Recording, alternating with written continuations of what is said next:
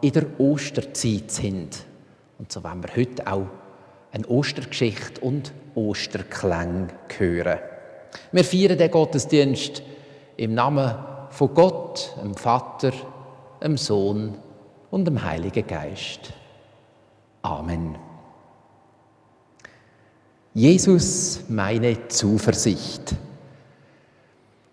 Hören wir und sprechen wir miteinander das Lied 478. Wir hören zuerst die erste Strophe, die gehen wir singend im Herzen mit. Und dann lesen wir miteinander die zweite Strophe und hören nachher wieder die dritte Strophe.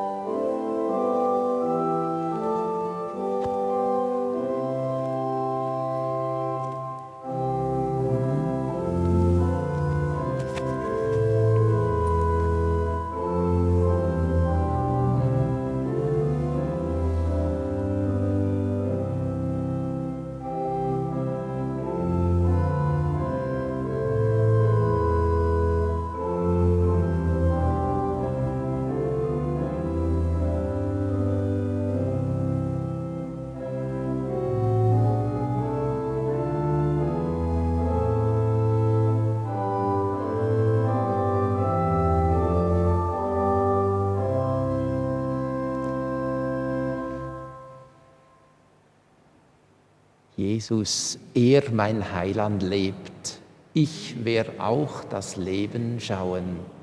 Sein, wo mein Erlöser schwebt, warum sollte mir denn grauen? Lässt auch ein Haupt sein Glied, welches es nicht nach sich zieht?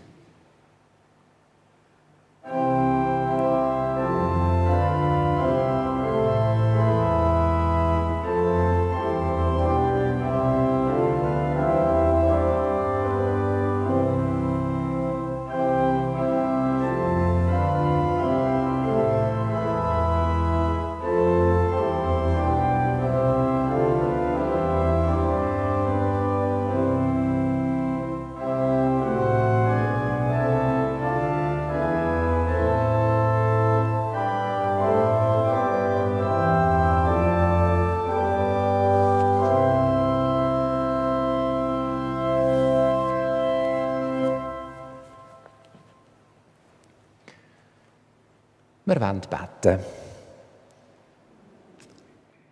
Gott, wir kommen von Ostern her, von der Auferstehung, von der Hoffnung, von der Freude.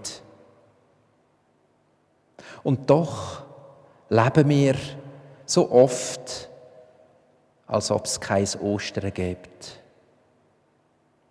Doch leben wir oft in unseren sicheren Wänden und Mauern und schliessen uns ab. So oft kommen wir uns klein vor, ängstlich, vorsichtig in unserem Glauben, in unserer Liebe, in unserem Hoffen. Und so selten können wir wegschauen von unseren eigenen Sorgen und unsere Herzen öffnen für die Nöte von unseren Mitmenschen. So oft haben wir Angst vor dem Urteil von anderen, vor Spott und Hohn, vor unserer eigenen Schwachheit und der Stärke von anderen. Wir brauchen dich, guter, barmherziger Gott. Wir brauchen dich. Schenke uns Kraft und Hoffnung,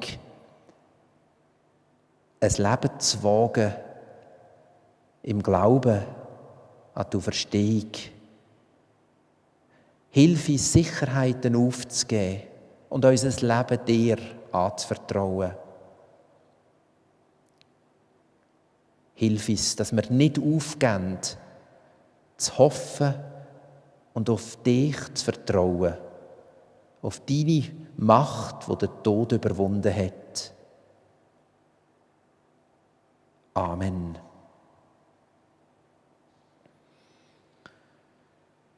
Im Ezechiel-Buch lesen wir die Zusage von Gott, wo sagt, ich will das Verlorene wieder suchen und das Verirrte zurückbringen und das Verwundete verbinden und das Schwache stärken. Ihr sollt meine Herde sein, die Herde meiner Weide, und ich will euer Gott sein. Halleluja! Loben wir Gott mit dem Osterlied 480, O herrlicher Tag, o fröhliche Zeit. Wir hören wieder die erste Strophe, sprechen miteinander die zweite und hören nochmal die dritte.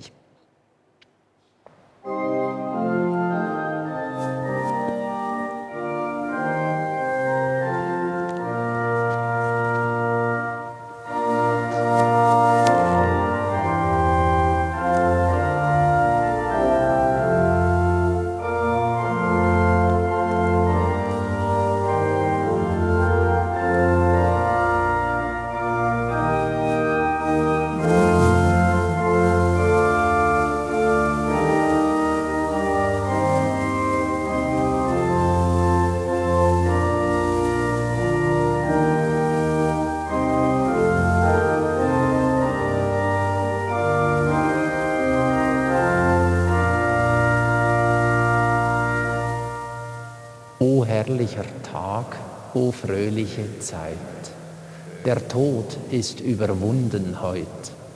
Es darf uns nicht mehr von ihm grau, auf Christi Sieg wir nun vertrauen. O herrlicher Tag, o fröhliche Zeit.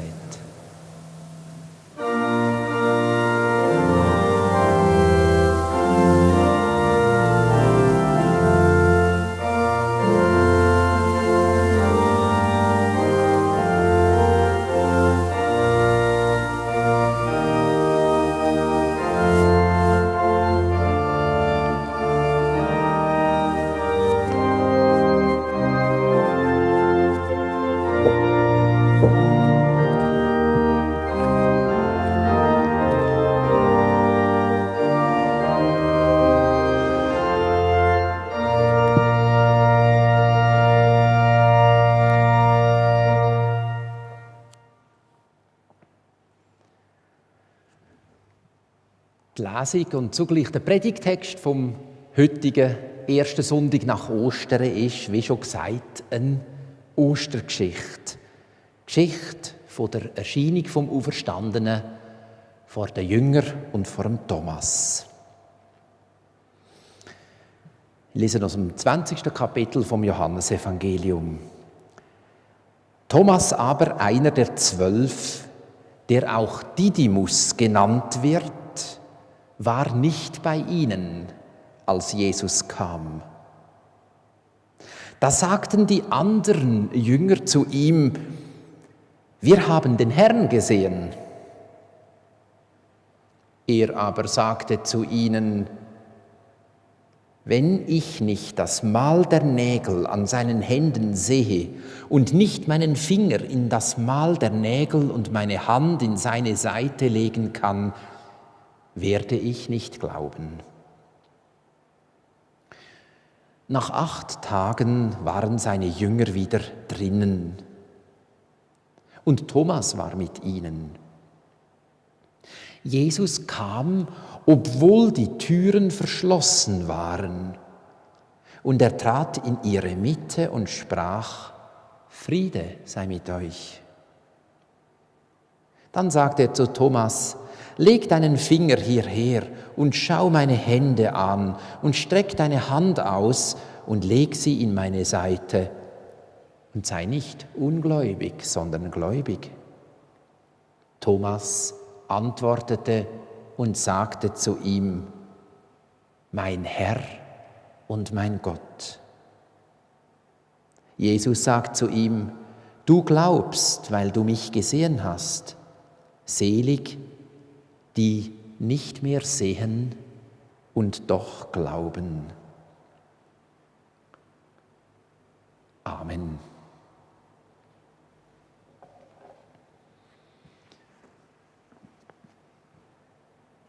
tun wir miteinander das Glaubensbekenntnis sprechen, das Nummer 266.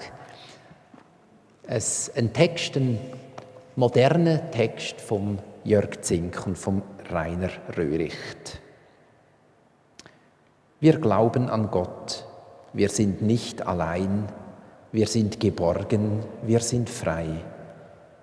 Wir glauben an den göttlichen Geist, den Geist der Freiheit, der uns verbindet zu der einen umfassenden Kirche. Wir glauben an Jesus Christus, der Gott zeigt und vertritt, der das Reich des Friedens verkündete und aus Liebe zu uns starb. Wir glauben, dass Jesus lebt. Er befreit uns von Schuld, von Angst und Tod. Er hilft uns leben. Wir glauben an den Gott, der die Welt schafft und erhält, der will, dass wir mit ihm wirken, der Welt und den Menschen zugute. Wir glauben an den lebendigen Gott, der die Welt vollendet und erneuert, der auch uns bewahrt und neu schafft zu unvergänglichem Leben. Amen.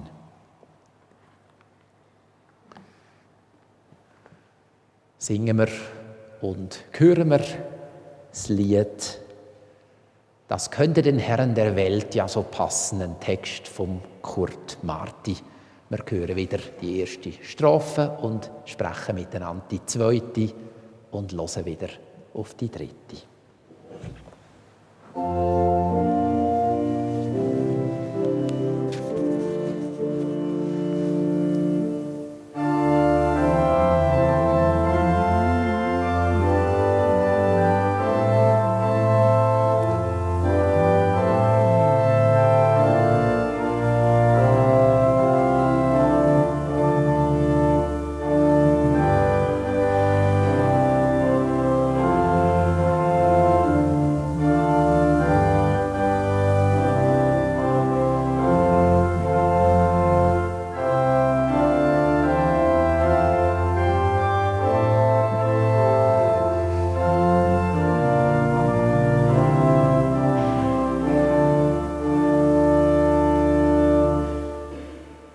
Das könnte den Herren der Welt ja so passen, wenn hier auf der Erde stets alles so bliebe, wenn hier die Herrschaft der Herren, wenn hier die Knechtschaft der Knechte so weiterginge wie immer, so weiterginge wie immer.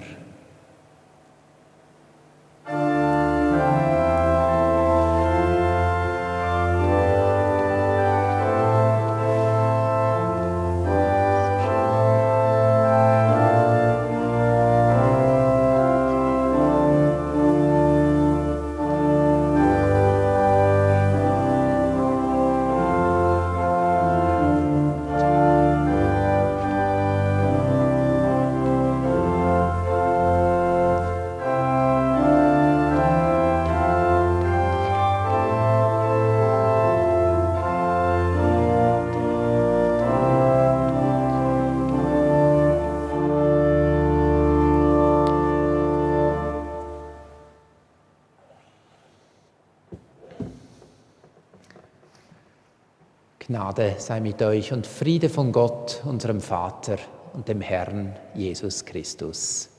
Amen. Nein, liebe Gemeinde, Thomas ist nicht der ungläubige Apostel, für den man ihn so oft gehalten hatte. Thomas ist nicht die Ausnahme innerhalb der Schar der Jünger, einer Schar von fest im Glauben stehenden, bekehrten und unerschütterlichen Christen. Nein, Thomas ist am allerwenigsten der ewige Zweifler, Skeptiker oder moderne Agnostiker. Nein, an Thomas zeigt sich, was es überhaupt mit dem Glauben auf sich hat, auch heute noch, wie es sich mit der Nachfolge zu Jesus verhält, was Jüngerschaft heißt, auch hier und jetzt für uns. Gehen wir Schritt um Schritt durch die Geschichte. Ganz am Anfang heißt es Thomas, der auch Didymus genannt wurde. Ein scheinbar unwichtiger Zusatz. Und doch ist dieser Zusatz gerade zentral. Der zweite Name von Thomas wird nicht etwa genannt, um ihn von anderen Thomassen zu unterscheiden. Heute wäre das vielleicht nötig, aber damals gab es gar nicht so viele Menschen mit diesem Namen. In der Bibel auf jeden Fall gibt es nur einen einzigen Thomas, anders als Johannes, Jakobus, Andreas und so weiter. Die Nennung seines zweiten Namens hat also einen anderen Grund, als dass es darum ginge, ihn nicht zu verwechseln. Didymus bedeutet auf Griechisch Zwilling und ist eigentlich gar kein Beiname, sondern nur die griechische Übersetzung des aramäischen Thomas, Da'am, was ebenfalls Zwilling bedeutet. Thomas ist also der Zwillingsbruder. Aber von wem?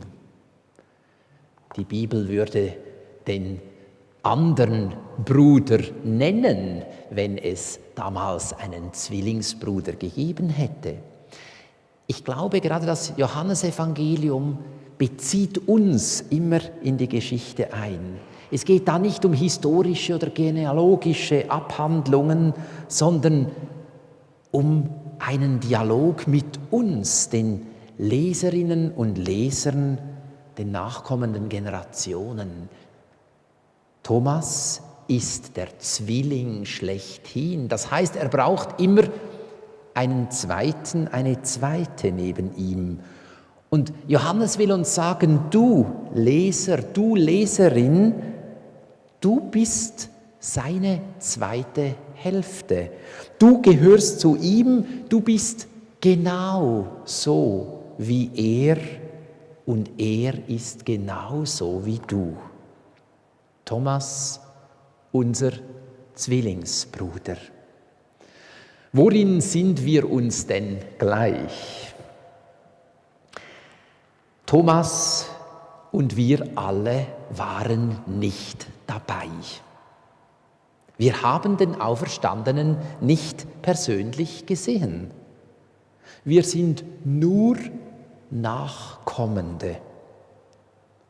Wir sind eben nicht die Ersten und nicht Augenzeugen. Das verbindet uns mit Thomas. Zusammen mit ihm mangelt es uns an Unmittelbarkeit, an einem direkten Draht zum Auferstandenen. Manche von uns mögen das vielleicht bedauern. Wenn wir doch dabei gewesen wären, wenn wir doch Beweise hätten für die Auferstehung, wenn wir doch alle Welt überzeugen könnten, wenn wir doch sagen könnten, wie es gewesen ist. Aber warum denn? Warum möchten wir das? War es nicht für die Jünger, die Jesus leibhaftig kannten und den Auferstandenen gesehen hatten, nicht ebenso schwer zu glauben wie für uns heutige Menschen? Gab es nicht auch unter den Jüngern unendlich viele Missverständnisse? Und ist Glauben nicht gerade Vertrauen? Vertrauen auf den Gott, der uns immer zuvorkommt, der immer früher da ist als wir, der immer handelt, bevor wir etwas tun oder wirken können. Ist Glauben nicht viel mehr als Wissen, Beweisen oder andere überreden? Noch etwas Zweites verbindet uns und Thomas. Thomas und wir alle hören das Evangelium nur von den anderen. Die anderen 11 Jünger berichten Thomas vom Auferstandenen. Die anderen bezeugen, was sie erfahren haben. Und ist es nicht auch so für uns? Auch wir leben und glauben davon, dass andere uns die gute Botschaft weitersagen, weitertragen, erklären, lehren.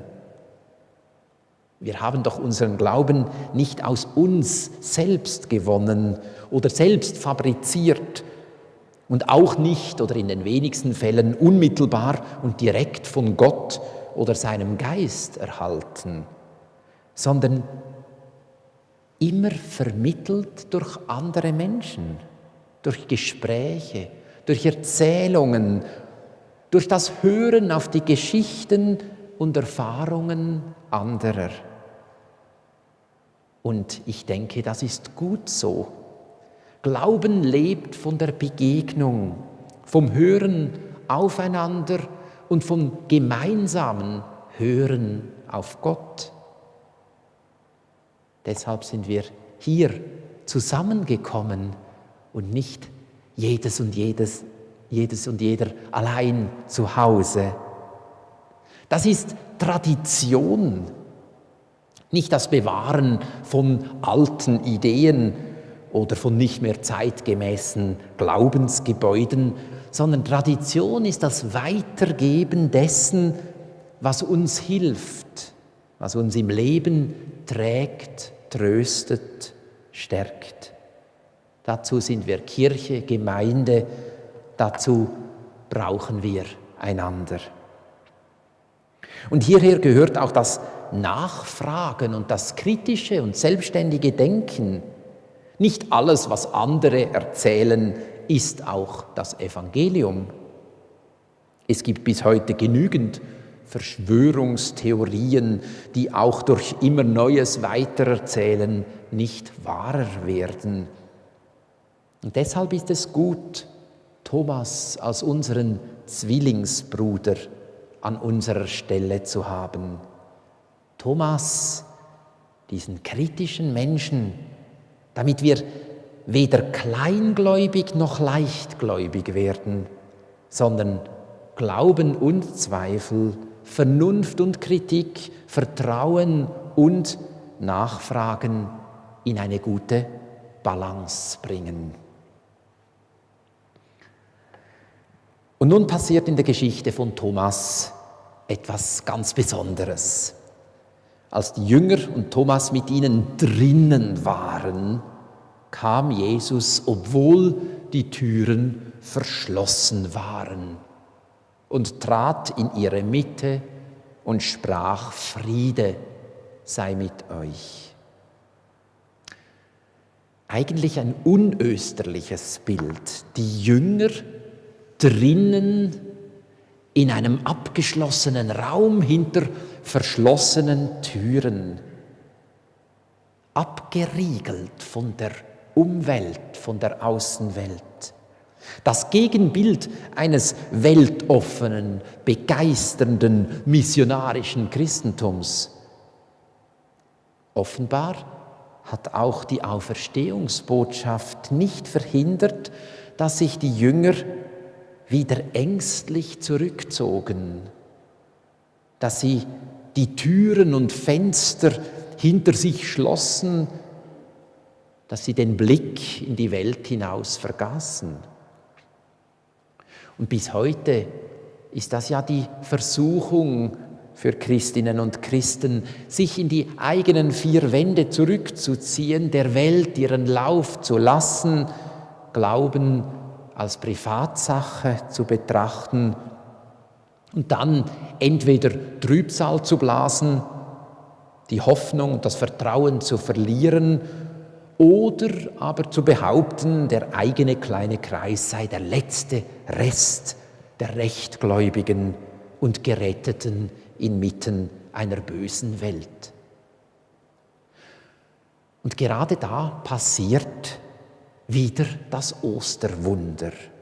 Christus tritt in ihre Mitte. Christus erhellt das Dunkel. Er bricht die Abgeschlossenheit und Selbstgenügsamkeit auf. Sein Licht strahlt von innen her, so wie es Rembrandt auf diesem Bild, das man fast nicht erkennen kann, weil alles so dunkel ist ringsum, unvergleichlich gemalt hat. Christus in der Mitte, von ihm geht das Licht aus. Entscheidend bei dieser Begegnung von Christus und den Jüngern ist, dass Jesus überhaupt keine Vorwürfe erhebt, weder gegen Thomas noch gegen die anderen Jünger. Kein Wort des Tadels, der Kritik oder der Verurteilung. Was allein wichtig ist, ist die Tatsache, dass Christus in die Mitte gekommen ist. Er als Licht der Welt, auch in den dunkelsten Momenten. Und sein Wort ist wichtig, ist das Zentrum. Friede sei mit euch. Eine Grußformel, die mehr ist als eine Formel. Ein Segenswort. Ein Wort, das bewirkt, was es sagt. Mit diesem Wort bringt Christus den Frieden in die verzweifelten Herzen, hinter die verschlossenen Türen. Mit diesem Wort bringt Christus den Frieden in unsere Welt, in der es noch so viele Hindernisse für ihn gibt.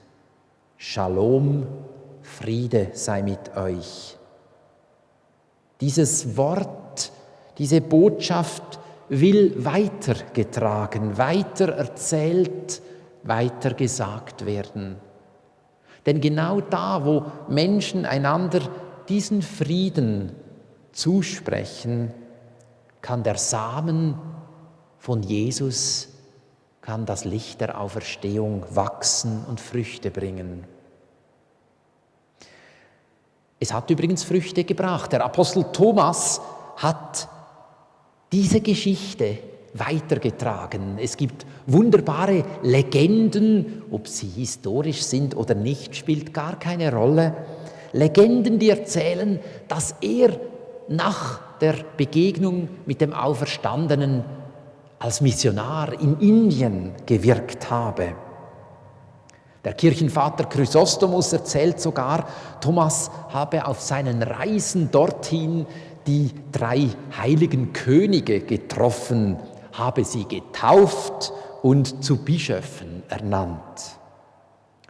Und sein Grab, das Grab von Thomas, wird bis heute in der südindischen Stadt Chennai, ehemals Madras, verehrt. Und die dortigen sogenannten Thomaschristen berufen sich auf ihn. Sie gehören zu den ältesten christlichen Gemeinden der Welt. Verschiedene nachbiblische Schriften, unter anderem das sogenannte Thomasevangelium, geben sich als Schriften dieses Apostels aus. Thomas also gerade nicht als ungläubiger Skeptiker, sondern als ein in weiten Teilen der Welt bis heute verehrter Apostel. Nun aber zurück zu unserer biblischen Geschichte. Der Höhepunkt der Thomas-Geschichte kommt ja erst noch.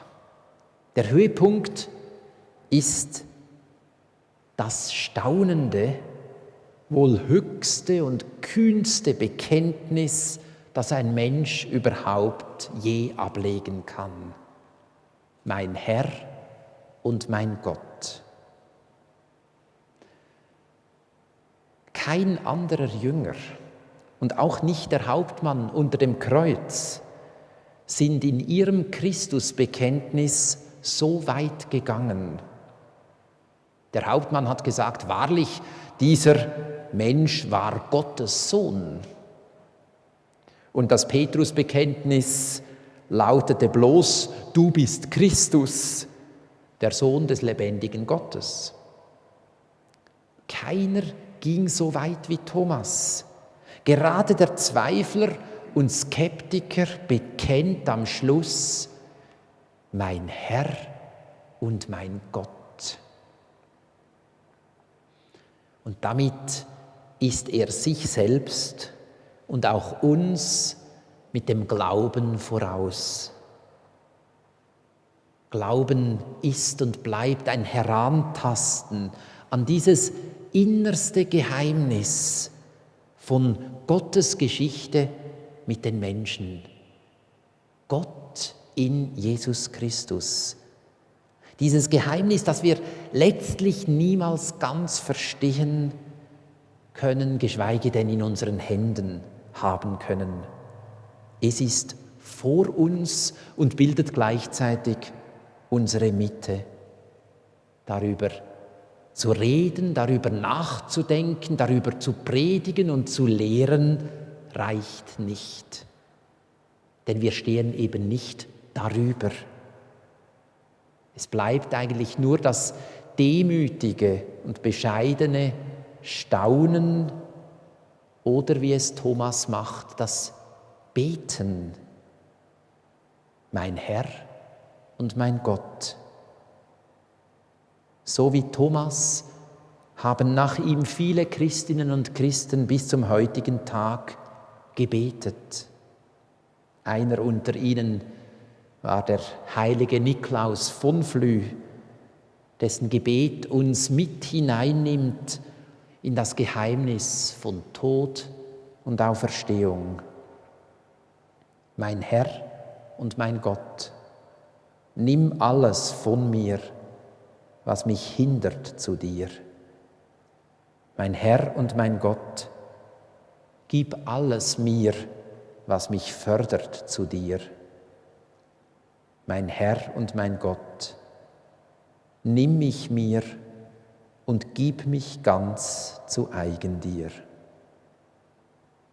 Amen.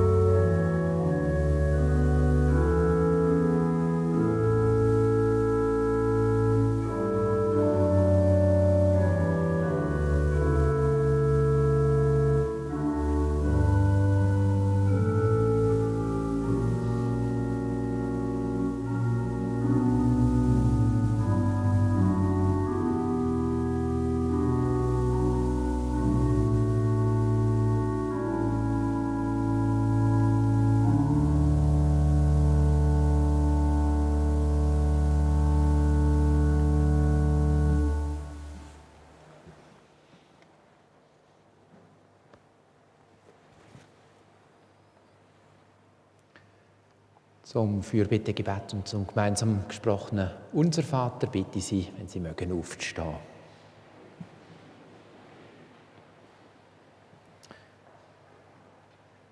Wir beten zu Gott, der durch verschlossene Türen in unser Dunkel kommt.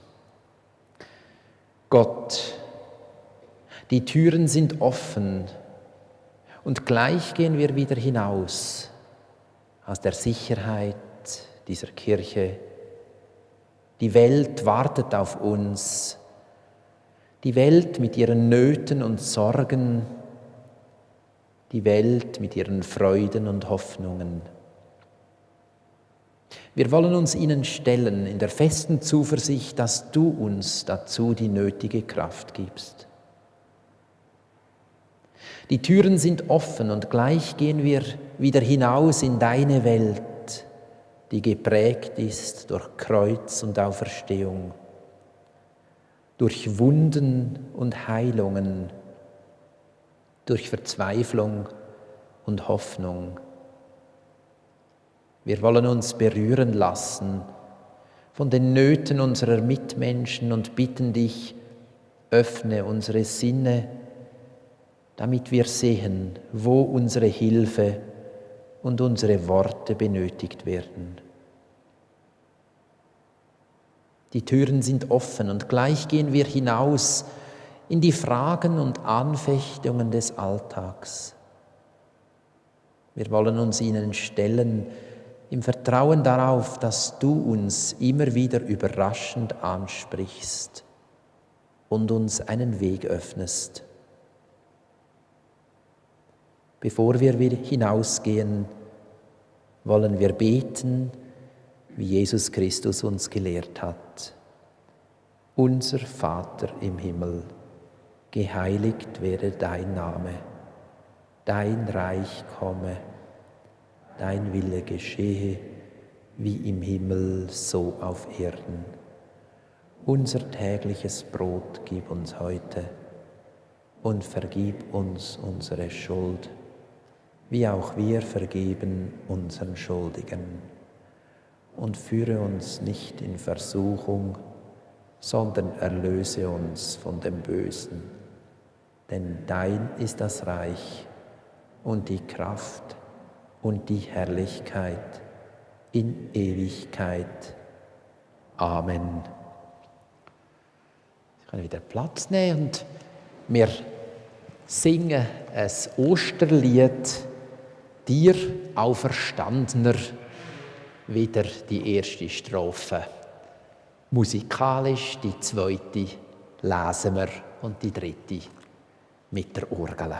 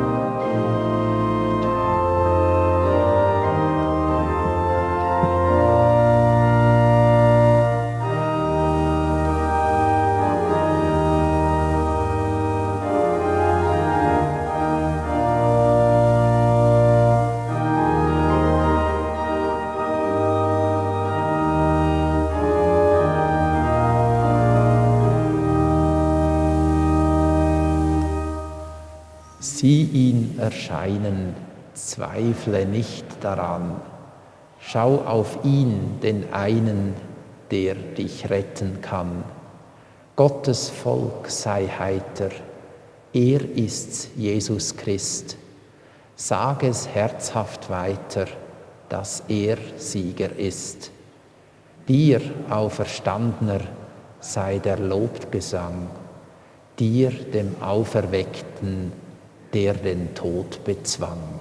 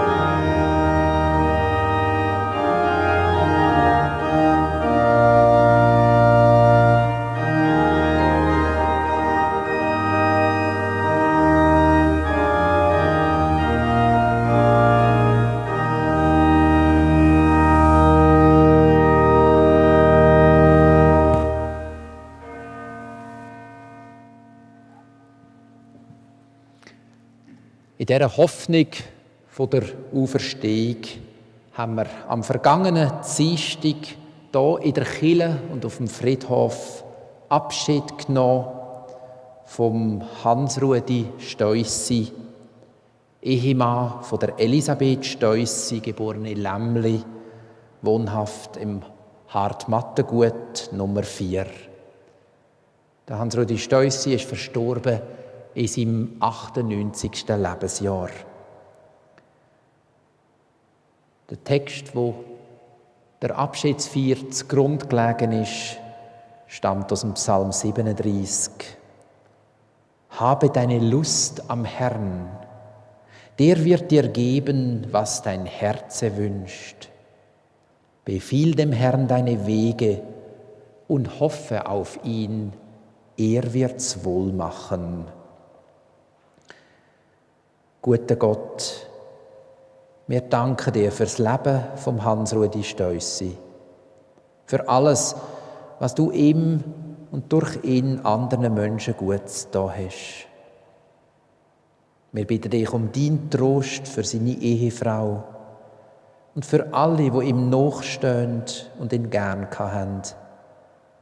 Wir bitten dich um deine Kraft für alle, die trauern. Führ sie zur Dankbarkeit für alles Gute und zur Versöhnung mit allem Schweren. Leit uns alle auf dem Weg von deinem Frieden. Amen.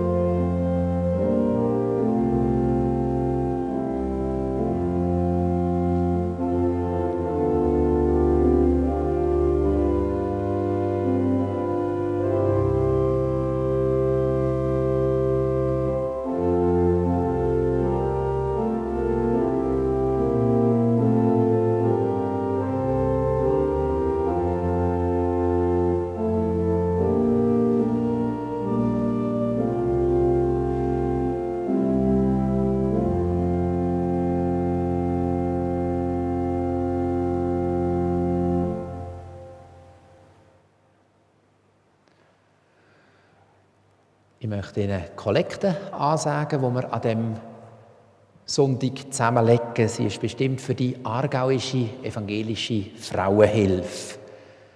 Die Evangelische Frauenhilfe führt in Aarau eine Beratungsstelle, wo Frauen mit den verschiedensten Problemen und Sorgen hingehen können, unter anderem eine Budgetberatung für alleinstehende oder alleinerziehende Mütter.